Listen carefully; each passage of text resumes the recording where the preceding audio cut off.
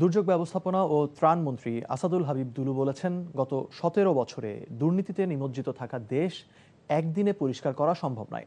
সুনির্দিষ্ট অনিয়মের অভিযোগ পাওয়া গেলে সংশ্লিষ্টদের বিরুদ্ধে ব্যবস্থা নেওয়া হবে বলেও জানান তিনি। দুপুরে মানিকগঞ্জের শিবালয় উপজেলার আমডালা এলাকায় খাল খনন কার্যক্রম পরিদর্শন শেষে তিনি কথা বলেন। মন্ত্রী বলেন, গ্রামীণ অর্থনীতি স্বাবলম্বী করা গেলে সামগ্রিক অর্থনীতি শক্ত ভিত্তির উপর দাঁড়াবে। বলেন, নদী ও পানি ব্যবস্থাপনা উন্নয়নে সরকার তিস্তা ও পদ্মা মহাপরিকল্পনা বাস্তবায়নের উদ্যোগ নিয়েছে। পরে দৌলতপুর ও সাটুরিয়ায় আরও কয়েকটি খাল ও নদী খনন কার্যক্রম পরিদর্শন করেন মন্ত্রী। কোনো দুর্নীতি থাকে সেগুলো তো অবশ্যই আমরা অ্যাড্রেস করতেছি। যেখানে আপনারা জানেন 17 বছর তো বাংলাদেশে দুর্নীতিতে নিমজ্জিত ছিল, তো একদিনে তো সবকিছু পরিষ্কার করা সম্ভব হবে না।